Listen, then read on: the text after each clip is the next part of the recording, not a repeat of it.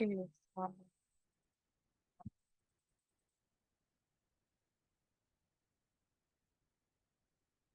sejarah.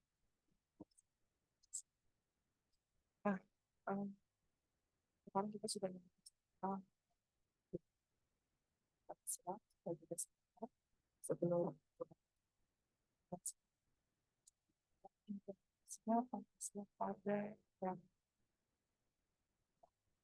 ada tiga era yang akan kita bahas, Soekarno, Soeharto, dan terakhir tentang bagaimana Pancasila tetap bertahan sampai ketiga era ini bahkan sampai sekarang. Jadi kita akan belajar bagaimana Pancasila di era Soekarno sampai. Nah, yang pertama, kita akan bicara tentang Pancasila pada era pemerintahan Soekarno, di mana pada pemerintahan Soekarno itu dikenal sebagai demokrasi terpimpin. Kita tahu bahwa R. Soekarno atau Bapak Soekarno atau Soekarno merupakan presiden pertama Republik Indonesia. Beliau merupakan bapak proklamator yang uh, memproklamasikan kemerdekaan bangsa Indonesia pada 17 Agustus. Nah, pada uh, era Soekarno, jadi uh, ketika Bung Karno menjabat sebagai presiden pada tanggal 49 itu ada agresi selama kurang lebih 4 tahun terhadap Indonesia Barat. Dan dalam agresi tersebut berujung pada pengakuan kedaulatan Indonesia oleh Belanda pada tanggal 20 Desember 1949. Maka pada tanggal 17 Agustus tahun 1990, negara Indonesia itu menjadi bentuk negara kesatuan. Akan tetapi konstitusi yang digunakan adalah konstitusi baru, yaitu Undang-Undang Dasar sementara tahun 1950. Kalau kemarin kita belajar tentang pembentuknya Pancasila itu kan dibarengi dengan Undang-Undang 1945. Nah, di sini ada undang-undang baru tahun 1950. Jadi, dan ini tidak gampang dan menimbulkan persoalan karena tiba-tiba ada perubahan dalam dasar.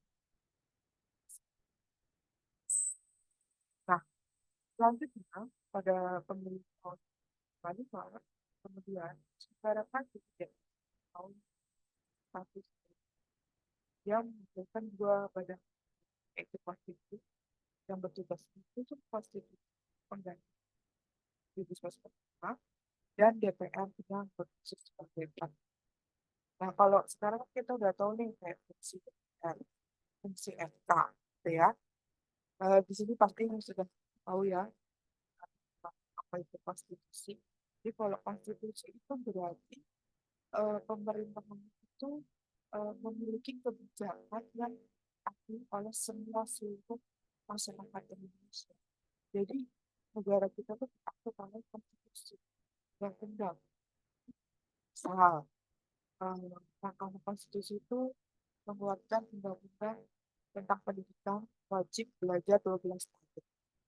Nah, itu harus apabila ditetapkan, maka pemerintah harus melaksanakan program wajib belajar 12 tahun. Negara kita dalam konstitusi yang kita melahirkan peraturan. Nah, kalau fungsi DPR, saya kira sudah tahu ya, yaitu ada Dewan ya, mana memang merupakan kita diwakili oleh si DPR. Nah, ini dia sempat terjadi pergolakan, bahkan Undang-Undang 1945 itu sempat bergeser di Undang-Undang Dasar 1950 yang disebut dengan DAS. Di era Bung Karno sempat menjadi persoalan. Nah, pada tahun 1959, Presiden Soekarno mendeklarasikan dekret presiden, di mana dekret yang disebut dengan Dekret 5 Juli 1945. Mungkin kalau yang masih sekarang kita akan tahu tentang Dekret Presiden 5 Juli. Mana poin pentingnya yaitu pembuaran parlemen konstitusi ini, padahal konstitusi ini kan harusnya bertugas apa ya, menjaga undang-undang dasar gitu ya 1945, di mana diganti menjadi UUDS karena dengan simpang siur pada dekret presiden dibubarkan. Jadi sempat mengalami perpecahan. Lalu pada dekret presiden tahun 1999 tersebut, ternyata pelaksanaan sistem pemerintahan itu belum sejalan seperti dengan Pancasila atau Undang-Undang Dasar 1945. Jadi memang NK atau konstitusi harus berujung ada Undang-Undang Dasar 1945 dan Pancasila. Jadi NK itu kan setiap menentukan keputusan kebijakan harus sesuai dengan UUD, tidak UUD 45 dan Pancasila, karena memang itu adalah landasan dasar NK itu harus sesuai dan di.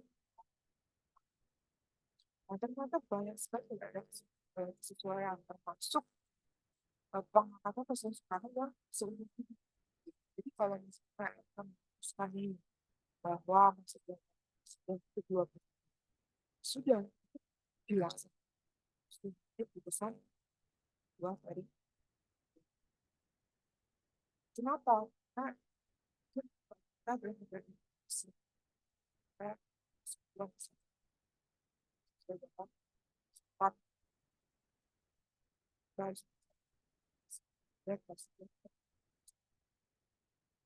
lalu pengangkatan ketua MPR, ketua DPR, dan DPR sebagai tempatnya itu ya.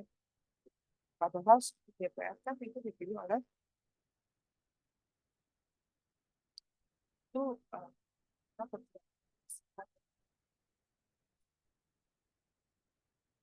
sekarang kita akan baca ke Orde Baru. Itu apa? Oh, di masa saya ya, tahun tahun Presiden Soekarno dan dipimpin sangat lama ya. Diimplementasi Pancasila bahas tentang atau di masa di masa pemerintahan Soekarno itu kan demokrasi terpimpin terakhir pada tahun 1900 yang menandai awal Orde Baru atau demokrasi Pancasila. Yang pada saat itu Soekarno memberikan surat perintah dengan super ada juga. Ini udah tahu nih sejarah super semak. Nah,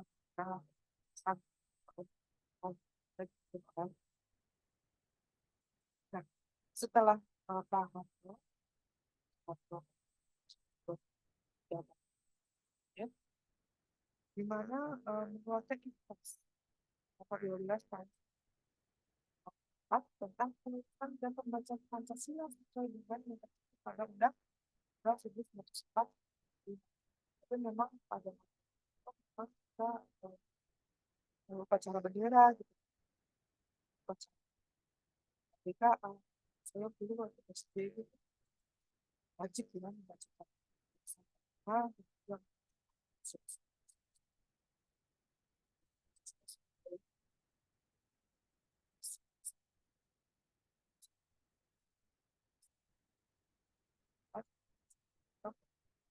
dan tentang P4 atau yang disebut dengan pedoman pengembangan dan pengembangan Pancasila.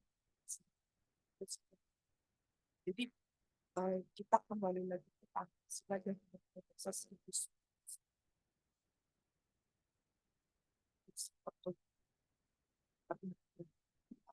di Soeharto itu banyak sekali tes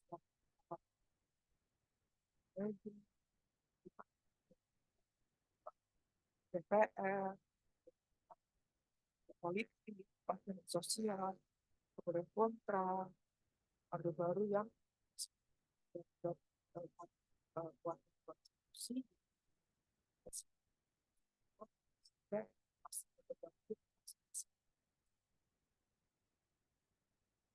nah, lalu gimana nih Pancasila pada masing. Jadi kayak kalau kita lihat timeline-nya gitu ya, jadi Pancasila itu lahir, terus mengalami pergejolakan, sempat diganti dengan UUDS tahun 50 tadi, lalu kembali lagi menguat gitu ya di zaman era Soeharto, dan sekarang kita akan membahas di era reformasi bagaimana Pancasila diimplementasikan.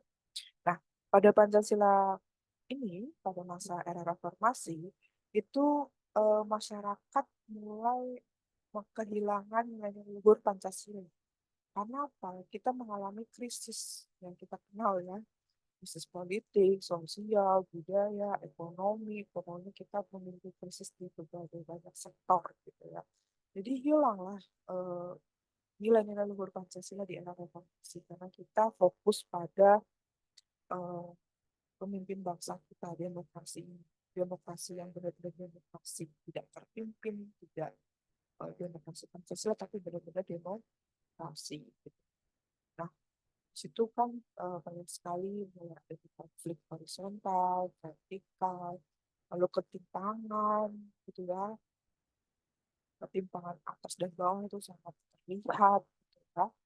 Lalu sistem ekonomi politik liberal sudah mulai masuk, kapitalis sudah masuk dan sebagainya.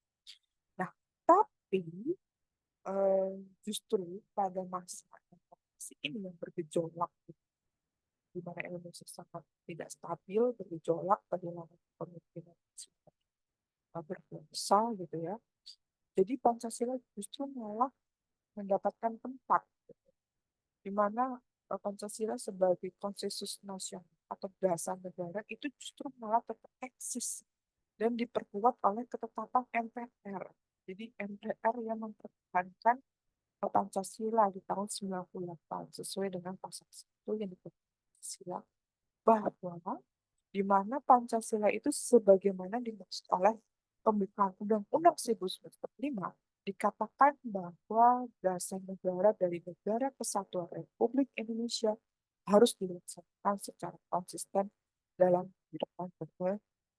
Jadi sudah sudah apa ya, tercantum dalam Undang-Undang Dasar 1945 di Pancasila di Pancasila dasar.